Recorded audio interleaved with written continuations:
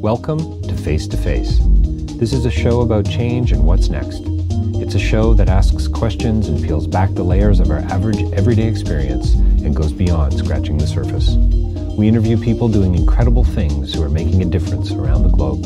Join me as we listen in and get one step closer to understanding that big ideas shared create collaboration. Collaboration can inspire community, and communities create social change. I'm David Peck, and this is Face to Face.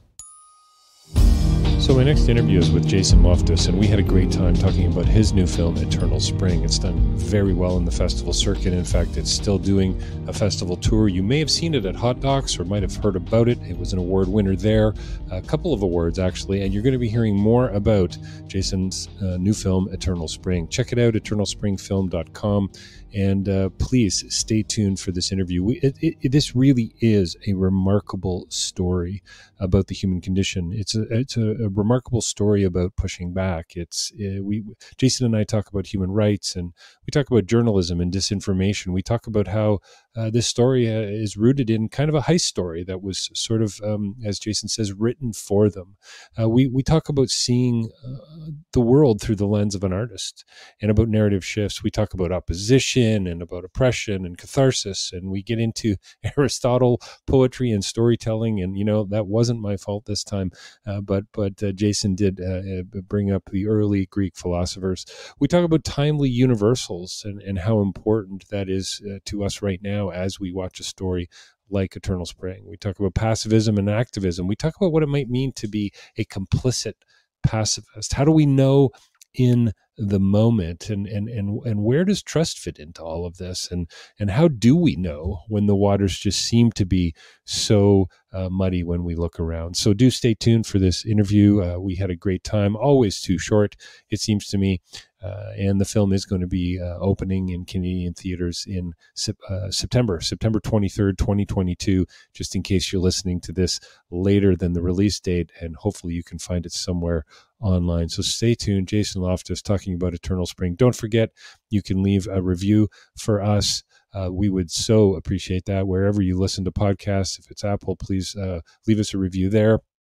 And if it's on YouTube, subscribe, give us a thumbs up. All of the social media, like bits of business that we get involved in, do help us push the conversation out a little farther. Getting face-to-face out into the world really is what I'm all about right now, and doing our best to do that. We've been on a little bit of a hiatus, and part of that's because I picked up a radio gig, and I'm working on radio now. Or have been for a couple of weeks. I've got a couple more weeks coming up, and really looking forward to where that's going to take us. 6:40 a.m. Been filling in on a show called On Point. So stay tuned for more information about that as well. But coming right up, don't forget to davidpecklive.com for more information about the work that I do and the book that I've written, Real Change is Incremental. And of course, facetofacelive.ca for so many other interviews. Dig deep, and you'll find, I think, some pretty fascinating conversations there online. But stay tuned right now. Jason Loftus, and we're talking about his beautiful and brilliant new film, Eternal Spring. Well, welcome to Face to Face. We're joined by a very special guest. We have here with us today Jason Loftus. He's an award-winning filmmaker, and maybe going to be adding to that collection over the next, I'm going to say, what is it, Jason, 12 or 14 months? Anyway, Jason, thanks for joining me today on Face to Face. Thanks so much for having me, David. Appreciate it. So I've already kind of alluded to award season, I suppose. Is it bad luck to even talk about it? Can we talk about it a little? We have to. Actually, I need to. My job is to talk about it an awful lot now for the next number of months, because we learned on Wednesday that we've been chosen by the Pan-Canadian jury of a couple dozen leaders in the film industry in Canada, that we are Canada's entry for the international feature category at the Oscars for 2023, which is just kind of mind-blowing. It's an amazing honor, of course, but also it's the first time they've ever chosen a documentary, first time they've ever chosen an animated film or a Mandarin language film. So there's a lot of firsts there, and also I feel proud and honored because there's an amazing animation industry as well as documentary community here in Canada. So I feel I'm thrilled to be able to represent the talent that we have here with this. But yeah, it's from now until It's in sometime in December. Actually, I've got a startup call with the folks at Telefilm they've been through this before. I haven't, so we'll figure that out. But through till December, they do a short list, and then in January, it's the nominees. But right now, we're Canada's entry, and of course, many countries have their entry as well. Amazing. Congratulations. And you know what's so funny, Jason, is no one really knows what we're talking about yet. It's your new film, award-winning film from Hot Docs Eternal Spring. I'm hoping people have read the blurb on the site and maybe seen the trailer by now. And by the way, just for those of you who are listening, help me out here, Jason. It's eternalspringfilm.com. You've got it. Yeah. And we're in theaters here in Canada, September 23rd, in the US, Amazing. October 14th. Yeah. Amazing. Well, congratulations not only on the Oscar, can I say nod almost, or a nod before the nod, I suppose, and congrats on the Hot Docs Awards, the Audience Award, and the Rogers, and so on. Tell us a little bit about the film, kind of provide some context. I have so many questions, and congrats on the film as well. Oh, thank you so much. Yeah, maybe I'll just start with how this all came about, because I think it kind of ties into the story and everything. I was making a Kung Fu video game a number of years ago, and it featured, So can I just say out of the gate, I'm over 600 interviews now after the last 8 years. That's the first time that's been an intro of a guest. So that's awesome. So Good. Awesome. I like to be different then.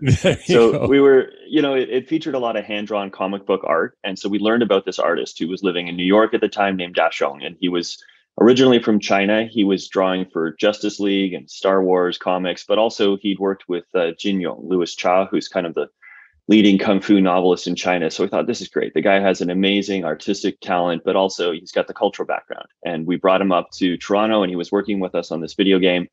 And collaborating, we got to know each other, and we got to learn his story about why he had to leave his home. He's from the same hometown as my wife and producing partner, Masha Loftus, which is Changchun is a city in the northeast of the country. And my wife was the daughter of a mid-level government official there. So she didn't have any connection with the Falun Gong community that Da Xiong was part of, or any sort of religious or persecuted group in China. And so just hearing what these people had gone through and how this remarkable story, and in his case, he's part of a spiritual group that is persecuted by the Chinese government, and they feel that they have no recourse to sort of counter this onslaught of state media, narrative that's berating them constantly. And so a group of them hatch a plan to climb the television poles and hack into the central television, essentially interrupt the state TV broadcast with their own sort of homemade video message to counter the narrative. And Da Xiong isn't actually part of the people of the small group that pulls off the hijacking, but he's part of the Falun Gong community in Changchun. And at that point, the authorities don't care who was involved and who wasn't. They're just arresting everybody, hoping they find who was, right? And so Da Xiong gets caught up in this dragnet. He ends up having to flee his hometown. He is arrested a few times, and he does endure torture. So he's gone through so much, and this event has had a massive impact on his life. And he's been sort of drawing some of these elements, but he wasn't directly involved. And we ask him, he's got this artistic ability, he's got this remarkable story, and for my wife, I mean, this is something that happened, a lot of the atrocities that we're kind of talking about here happen under her nose in her own city. It really hits home for her. For me, I was familiar with Falun Gong. I came across it prior to the crackdown in China, when it was really very little known because of an interest in Eastern philosophy and meditation that I had in my high school years. And so I was familiar with it. And what I heard in the state narrative just didn't reconcile with my own encounters with Falun Gong. And so I had an interest in the human rights situation in the story, and my wife did as well. And so we said, hey, you know what? We talked with Da Xiong, and he was willing to go on this journey and use his illustrations and his art to sort of retrace this event. And we start trying to meet people who may know more, who can flesh out the individuals who are, directly behind it. And we end up finding that there's one surviving TV hijacker who's managed to get outside of China, and he's living in Seoul. So we travel there, we meet him, and then this begins this journey of like Da Xiong drawing as he's interviewing people, and then us using our animation pipeline that we have to bring these drawings to life. And it gives us this kind of like live action. You really do. You really do bring the drawings to life and the 3D animation. You're able to really step into it. It's really quite fascinating. I'd love to talk with you a little bit more about I guess the opportunities as a director and a writer and a filmmaker that gave to you. Can you tell us a little bit about Falun Gong? It was banned in China in 1999, I believe, which Correct. for me is super ironic because that's the year The Matrix came out. It just hit me as I was, and not long after V for Vendetta from the same filmmaking team. So yeah, can you tell us a little bit about that? Because what I remember, of it in Toronto, mostly, other cities, probably Ottawa, were, a small group of people standing in front of an embassy, holding a banner, maybe some music, people practicing what appeared to be Tai Chi. So my understanding of Falun Gong was very limited. And I don't know, can you help us understand a little bit? I think most people are in that same boat. Yeah. I mean, and you'll see them in front of the consulates sort of once this crackdown began. Before that, you'd have to come across them in a park or something like this where they were just going about their business. I think the difference in China is that the number of people you would have seen would be much, much larger. So, there were estimates in the tens of millions. Some people say potentially approaching 100 million people practicing.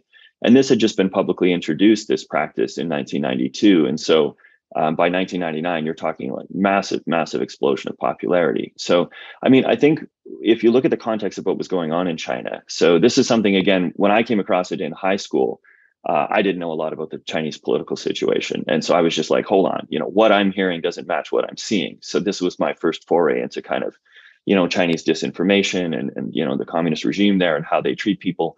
But I've spent some time sort of looking at it. And so now in kind of retrospect, I look at it and I say, well, if you see what happened in China, once the Communist Party took power in 1949, it's officially an atheist government, an atheist regime. And so they were destroying temples. They were forcing monks to marry. Essentially, there was this opposition ideologically, as there is often in a communist regime, with religion and with spirituality and belief, right? Because there's this goal to sort of control that and have the sort of a monopoly on people's belief and ideology. And so I think Falun Gong was particularly a concern for the Communist Party because, the communist ideology that was coming into China is imported from the West. It's a Marxist ideal, right? And what you have in China is this practice that sort of is connected with these traditional spiritual ideas in Chinese, history and lore and such, right? So that is where I think there's an even a larger tension. And also what you see with Falun Gong is that it emerged in the midst of the Qigong boom. So China had these various political campaigns, the Cultural Revolution. They had sort of targeted a lot of these traditional ideas and practices. And then the country was in a bit of a shambles. And so there was this resurgence of what was called Qigong, which is, we've seen those kind of like slow moving movements and the extra, practices in the parks and such. Sure. But they were typically devoid of the spiritual component, and so they were tolerated and they grew very quickly. And what happened is that Falun Gong emerged in the midst of this Qigong boom, but it had this kind of spiritual component to it. So Jason, almost rooted in a meditative practice. Rooted in there was a real physicality to this. So there was no real, I suppose, pending ideological threat with a group of people who were apparently wanting to feel better, right? Yeah, no, exactly. There wasn't this, in fact, it's sort of in the ethos of Falun Gong to be just separate from politics. And I think the whole political interactions happens in the midst of the fact that this group is being persecuted and they're now by necessity pointing to the ones who are persecuting them and the atrocities of the Communist Party and such. But prior to that, it's essentially, it's these spiritual practices that's rooted in principles of truthfulness, compassion, and forbearance. Those are its tenets. And then it has these 5 slow moving exercises that look, as you mentioned, like Tai Chi. So the popularity of Falun Gong, I think it grew very quickly. I think the Communist Party was concerned about it. The leaders decided to ban the practice and began repressing it. And what happens in China when that's the case is that essentially all the media is controlled by the government. So it's this constant narrative. All of a sudden, Falun Gong goes from being something that, everyone around you is practicing, perhaps 1 out of 10 or 1 out of 15 people. And now it's this evil we have to get rid of because it's going to destroy the country kind of out of the blue, right? And so there were people who benefited from it. I think that became their faith or their spiritual practice, but at the same time, it's people who reported many health benefits from the exercises and such. And so they just felt, hey, this isn't right. I don't want to give it up. And this created this tension, the government saying you have to stop practicing and people continuing to practice. And this leads to what we have here, where there's this fight over the narrative, over the message that leads to the TV hijacking. Is there, clearly you're very intimately involved in this. Was this,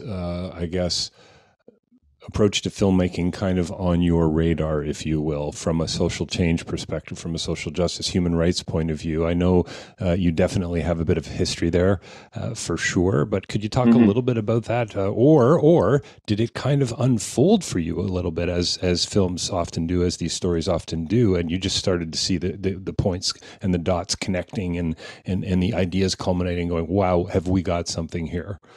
Yeah. Well, I think I talked a little bit about the sort of human rights concerns that I was sympathetic with, obviously, but I think, there's something else you touched on that I didn't quite answer there, which was, from a filmmaker perspective, when this kind of story falls in your lap. I mean, you can't separate the two components. I mean, there's the human aspect. You meet people who are coming out who endured these remarkable stories, and you feel like, hey, this is something you want to put together. But then there's this element of it where it's just more or less a heist story that has written itself. And when those things fall into your lap, it's just like, wow, this is quite remarkable. You look for that as a filmmaker, especially in documentary, because real life seldom imitates, the ideal narrative as closely as you would like. So that was very intriguing. And I think the other thing that was intriguing here was the lens of the artist. That really attracted me, because you have someone who, I mean, there's other documentaries that have used animation very well. I mean, Flea was a big hit last year.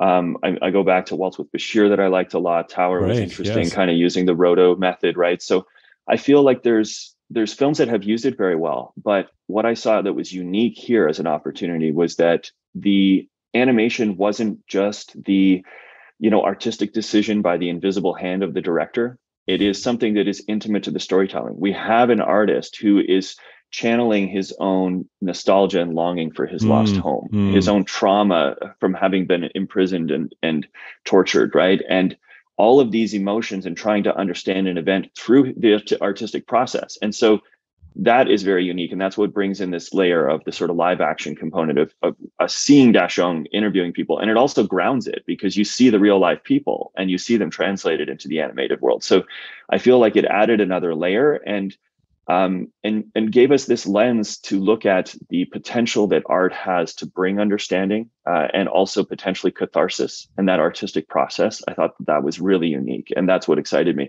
It created a very challenging, I'll be honest, production process, because typically, if you're going to do an animated film, you finish the film first, like in the sense of like, you record your audio, you have your script, everything's done, and then you start animating, because it's very time consuming and expensive. And in documentary, if you're going to shoot a traditional documentary, you might go shoot 100 hours of footage, and then the story emerges when you're in the editing suite, right?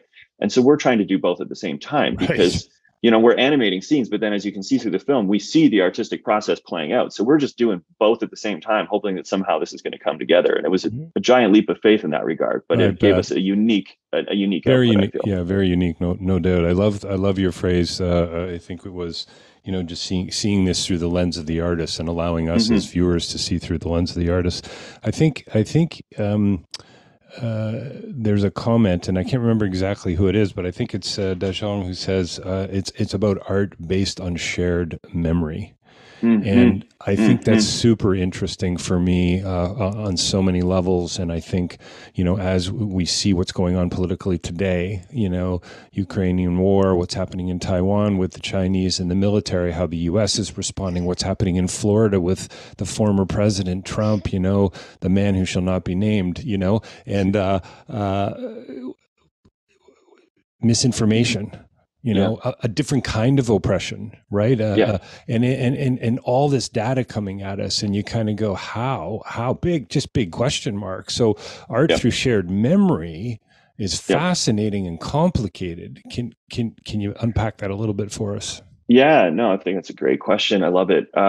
It's this idea that I think it's Aristotle, when he's talking about poetry, right? He said, which is essentially storytelling, and we've interpreted a lot of that in terms of filmmaking nowadays. But it's this idea that it's more about universals than it is about particulars. So history deals with particulars, and so when you're in the documentary space, you obviously have to pay attention to those things. Facts are important. The details are important. But what makes a film resonate and makes it universal is finding those universal qualities. Like, what is the struggle at play here, right? And this struggle to be understood, the struggle for the truth, the role that misinformation and propaganda and sort of a monopoly on control of a message, the impact that has. And it's interesting because you hopefully as an individual, when you're making a film, you just find something that really deeply connects with you, even if you haven't shared the experiences of these people, that you're depicting on screen. You find something that resonates with you, and you're trying to channel that and reflect it on the screen so that others can have that kind of experience that's universal. And you look at it and you're saying, well, from an outside perspective, we're talking about an event that took place 20 years ago, or essentially 20th anniversary this year of this event. And, and it's a group that a lot of people probably don't understand or know very much about. Is this going to resonate? But then people are watching the film and they're like, wow, it's so timely. And that to me really speaks that, okay, I think we've managed to find those elements that are universal. When the film was introduced in the Netherlands, we screened at in The Hague at the Movies That Matter Festival, and the Secretary General of Foreign Affairs was introducing the film at a special screening. And he compared it to the state TV journalist in Russia who had raised the sign sort of countering the war in Ukraine, and obviously, facing consequences for that kind of action, and also comparing the characters in the film to, our film subjects to Tank Man and this idea of standing up. So it's like people can get this universal theme. They don't have to be part of the Falun Gong community or already invested in the human rights cause in China to be able to resonate with this kind of universal struggle for the truth and this idea of the role that narrative plays in atrocities. Because if you want a lot of people to repress other people, to mistreat them, to think of them as less than and sort of these others that are unworthy of our sympathy, you need to construct a false narrative and push that on, and people need to buy into it. I love everything you said, in so many places we could go. And I just want to make it known on the Face2Face platform that I did not invoke Aristotle. That was you. Jason, I've been studying and reading philosophy for about 35 years. So thanks for opening up that door. Thanks for not leaving it all on your shoulders, right? That's right. That's so brilliant. So couple things that I find really interesting. First of all, I love the fact that one of the original meetings, or a very important meeting, took place at KFC in China. I mean, come on, is that not deeply, deeply ironic on a lot of levels from a Western sort of values perspective? It's just beautiful to me. I mean, that's a lecture in the making. If you ask Great me, point. That's an essay in the making. It's just so beautiful. What I want to know is, what did they order? You have to wait for the sequel. So I'll have to wait for the sequel on that. So De Jong says, Chinese comics for him, that's when he fell in love with the art. And I think, if I remember correctly, I'm just kind of looking here at my notes, but he talked about Chinese values coming out in the comics. I mean, talk about irony. This is where his form of expression, where his lens, or the lens that we would ultimately see through, is being developed in the very country that he goes on to push back against through his art and through his animation. It's fascinating and amazing. And that started to come through in the interviews, right? Because it's like the way he started to talk about Liang and Big Truck, the sort of the key figures behind the TV hijacking, later on in our interviews. And as things, he started to talk about them you could see his understanding evolve, and you could see, that he started to describe them in the way that he was describing these heroic figures in that had inspired him. And so this is, I think, a key thing to differentiate with the Chinese comics, is that they were not much like what he's producing now when he does these Western superhero comics. I mean, that's where, if you're, at the top of your game in the comic space, you get a job with DC, you work with, he was working with Dark Horse and doing the Star Wars comics at the time and stuff, right? So this is where you go, but that's not the types of comics that the Chinese were reading when he was growing up. These were stories about these characters like UFA and all of these sort of heroic figures who exemplify different Chinese values. And that's what resonated with him and inspired him to head on this journey. And then as he's telling the story, which he begins with, at the outset of this sort of excursion into the TV hijacking, he has very mixed feelings, because obviously he sympathized with the effort to get the message out about the injustice and the misinformation and such, but he felt, they were kind of poking the bear, because the hammer came down so heavily after this that was it really worth it? And the human cost was so high, including for himself, right? But I think spending the time with these individuals, and without giving too much away, I mean, he he matures in his understanding of it. And that's why I felt like you could see him discussing them in the terms of the people who exemplify these values, who even they may have made in the past a lot of great sacrifices as well, but they're kind of remembered for that because they exemplify these values. And so that sort of just closed the whole loop for me, right? Is this, you could see it. So where does pacifism come into this? I've often gotten into, I suppose they're philosophical conversations, because most of us are never going to actually have to step into that kind of a context where we're going to need to make a decision like that. I would call myself, and I'm going to go on record as a hope so pacifist. You know, and I sort of got that from De Jong a little bit, and I would imagine that's a part of the Falun Gong of values. I haven't done a really deep dive yet, but any thoughts on that? Because that's really interesting about the pushback and the hijack. Because ultimately, it's a crime in that country and in most countries, and an act of violence, if you will, right? It's an act of revolution. Damaging property. Yeah, sure. Yeah. So, and that's very interesting, and that's why I left in this kind of internal debate. First of all, his own internal misgivings about the event, but then even within the community, when people realize that they're planning this thing, and people are like, "Is this a good idea? People are going to be against us even more. We're going to be interrupting their TV broadcasts. We're damaging property. This is actually illegal." There you see this debate, and that is a great question about where does the pacifism begin and the sort of the more overt activism begin. And I think for Falun Gong, I think for the individuals like Liang and Big Truck, the reason they were able to persuade others to their sort of understanding of it is that I think at a certain point, if pacifism as a rule can also become complicity, you know what I mean? Because it isn't as though they, took hostages and shot innocent bystanders and stuff like this. They essentially took over the public airwaves, which at least as they're described, are supposed to be in the public interest anyway. They're supposed to be, instead of, so this is how they justified it. It's like, we're basically bringing the voice back to the people, and they recognized, I think through their own personal experience, the role in the abuses that the narrative was playing. So it's essentially also countering human rights abuses. And from their perspective, what's interesting too is that when you speak to the individuals in China, a lot of it is, yes, they wanted to help their own situation for sure, in terms of lessening the persecution of themselves and their fellow Falun Gong adherents. But I think there's a layer to it as well, where they really felt the Chinese people who were participating in the campaign against Falun Gong were not necessarily doing it out of a self-initiated ill will, but really misled. They were misled about the nature of this group and to see them as an enemy. And so they felt that those people were kind of taken advantage of and harmed as well, because they're participating in this campaign, right? Yeah, Jason, it's so interesting. So I mentioned earlier how what I remember, and it's been a while since I've seen a Falun Gong protest, but I remember I even said to my wife this morning, Elizabeth, and I were chatting about the film and my experience of it and so on, and how I, was going to be interviewing you shortly. And I said, it's fascinating that I even emotively, my reaction is, oh, well, they're just a cult.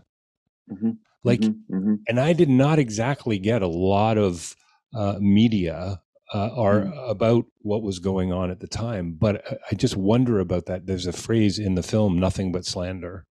Yeah, that was coming out about them. Even that was kind of poisoning, the airwaves for me, and my understanding and my perspective. And obviously, I think it's not only is it an affirmation in a sense, maybe the wrong word of all maybe that's wrong right now with journalism and news and so on, but it's also a challenge to me to say, hang on a minute here, I got to dig a bit deeper. There's a responsibility here for me. What about the greater good? Right. So I find it unsettling that that's my recollection. Yeah. Right? No, that's deeply disturbing, right? Yep. No, I hear you. Absolutely. And I actually looked at this. So I ended up making a second film in the midst of this one. This one took an awful long time, so I couldn't do only it. It took way to add more to your to-do list. Yeah. That's right. So it was close to 6 years. But what ended up happening is there's this kind of element of the story, which getting into the nuts and bolts of the actual misinformation, right? That we don't dive into in a lot of depth. It's all about their effort to kind of counter it, and we understand the human cost of it. But kind of the going down that rabbit hole and trying to ascertain, well, what's really happening? What's true? What's fiction? Sure, right? Yeah. And there was a sort of key element of the misinformation campaign, I would say, is this self-immolation event that took place in Tiananmen Square in Beijing. And they said, hey, look, Falun Gong led people to burn themselves. And this thing aired during the Chinese New Year when families were getting together, and they're just like, wow, Falun Gong is burning and destroying families. Like immediately, all the sympathy that may have existed in China up to that point just completely was destroyed. And so I met with, we interviewed a lot of individuals. We spoke with the only journalist who was on the square during this event. Actually, it's another film. It's called Ask No Questions. It's actually you can stream it on Amazon Prime and iTunes and all of that right now. So it's a very different film, by the way. It's not I would say an artistic animated film. It's a journalistic investigative documentary. But if people are interested in sort of that heavy deep dive into this, you raised a number of questions there of like, how do we end up with these ideas? And what I found, because, the journalist who was in the square, she's the only witness and she's told that she can't pursue the story. She works for CNN and they're basically, hey, if you pursue this story, we may lose our bureau here. We may, all of these difficulties and challenges. And it's very understandable, the calculations at that time about why people would not look into the story. But then what you notice that happens is there's this kind of like, there's this element when we don't really dig and we don't push to find out what's really going on, is that it muddies the water. And so you don't have to necessarily think, well, I think they're bad because of this that I've looked into and I have a really solid standpoint to sort of judge them by. It's more, it just muddies the water. And that's enough. Because if you're going to stick your neck out for a group and really go to bat and try and, get to the bottom of the misinformation, you won't do that if you feel like, well, maybe this group is not worthy of my sympathy. And so propaganda doesn't need to be irrefutable. It just needs to muddy the water. And that was a huge lesson for me in sort of that other, expose. So I hate the fact that we're coming to the end of our interview. I just feel like we barely scratched the surface. I say that all the time. That should be the tagline for my podcast, actually. Listen in as we barely scratch the surface. Yeah. It's just, Jason, I just so loving chatting with you. And again, I hope everyone gets to see this film. A couple things. Did you learn anything about in the moment? So how do we filter? I think this is a really valid question. I've got young kids and teenagers who are way more mature and advanced than I was at this point, reading news that I wouldn't have had access to. Sure, Twitter, Instagram, Facebook, we can push back on all those forms of media, but they're also giving us access sort of to the real work, whatever that means. And yet, here we are still handling disinformation, not really knowing maybe what happened in Ottawa. What about this vaccination thing, and so on and so on. And it continues to sort of bubble to the surface. Easier to look back, I suppose. Yeah. What about right now? Any thoughts, any advice, any comments on that? I think for all of us, do our best to be more tolerant of opinions that we dislike. I think that's very important because we have this thing, and I understand the concerns around misinformation. Like, I totally get it, but I don't look at what's happened in China and say, well, geez, the authorities need more power to clamp down on misinformation. You know what I mean? That's not the root of the problem. That's the root of the problem. No, the root of the problem is that in the end, you have to trust somebody. So you can trust one person to do all the thinking for you and have control over everything. Or you have to trust individuals at large. And people are going to go down rabbit holes and have wrong ideas. That's inevitable. But we need to be able to look at alternative points of view, and we need to be able to not just come to quick judgments and rule people out and all this kind of thing. We need to be able to tolerate ideas that we don't like and have debate. And things are difficult now because of the new world we live in. But I think that it's more important than ever that we're, and we used to be that way a little bit more. You know what I mean? We could have people left and right who would kind of disagree on the best way to approach things, but understand that both sides are coming at it with goodwill. And I think we've lost that, and we need to find it. It's essential. And I think what we see in this film is a bit of a kind of like warning signal of what could happen if we lose it entirely. Yeah, there seems to be an anger, a toxicity. There's a poisonous component to, I don't even know if I'd call it debate, but dialogue, conversation that's going on currently. And probably globally. It's not just in the West. I mean, we can certainly point the finger at our neighbors down south, but it's happening everywhere. And I love your comment about it being just a warning signal for all of us. Can we talk, just as we wrap up here, about love and hate? I just so love how you kind of, you don't wrap the film up this way, but there's a moment where De Jong talks about the irony of how he was taught to love through this more, I don't know, I guess you would just call it nationalism, I suppose. And so I guess throughout his life, he's had to turn that on its head with his own pursuits and his own family and his friends and so on. Any thoughts on that? Well, I mean, I mentioned my wife and filmmaking partner, Masha Loftus. She grew up in China, and I grew up in I grew up in a Catholic school. And so at some point in our relationship, we discussed, I was taught a Trinity growing up, and she said, well, so was I. And so her Trinity was a little bit different, with the idea that they were taught was the country, the party, the country, and the people are a Trinity. And so the idea there is that if anyone criticizes the Communist Party, they are criticizing China. And then by extension, they're criticizing you. And what this does is this kind of like, it sounds outrageous, but anything that's outrageous, if that's all you hear and that's what you grow up in, it is very hard to think outside of it, right? And so you have a lot of people, and Chinese people, who will look at what's happening in China with Falun Gong and feel like, hey, don't lose face for China. Don't expose what's happening, because you're actually losing face for the country and you're losing face for me. And the party has intentionally taught people to think this way. And so I just, it's important not to, first of all, to come at odds with those people, because they're not necessarily coming at it with malice. This is what they've been taught. And I think that's where the love comes in. It's like, okay, it takes some courage to be willing to say something that people are going to say, that they disagree with, or they already hate you, and you're still going to speak up in defense of that group or these individuals. But I think you have to do so in order to let people, even if they react negatively, to start to say, okay, you know what, maybe I've been given the wrong information. And it's only when there's real understanding that we can get past this kind of like, and then the authorities and the party can't manipulate people to mete out these abuses. So I think that's the real ultimate solution. It's so good. So many places we could continue going. We're gonna have to wrap it up. I'd love for you to tell us just a little bit more about, you're on a festival tour. You're opening on the 23rd here in Canada. Can you talk a little bit about that so listeners can have access? And again, before I forget, it's eternalspringfilm.com for more information about the film. September 23rd. That's right. Yeah, big opening date in Canada. So we'll open in Montreal, Toronto, and Vancouver. So stay tuned. Cineplex through outside of Quebec, and we'll be at the Cinéma du Musée in Quebec, in Montreal as well. So, but you can watch eternalspringfilm.com when the dates and showtimes are there. I would love to see people out. We'd love to make it a nice long run. And if people are connecting with it, that's, I think, what we'll have the opportunity to do. We're in the US at Film Forum. If you have listeners in New York, that will be our open. I think I just announced it. It hasn't been announced yet, but there you go.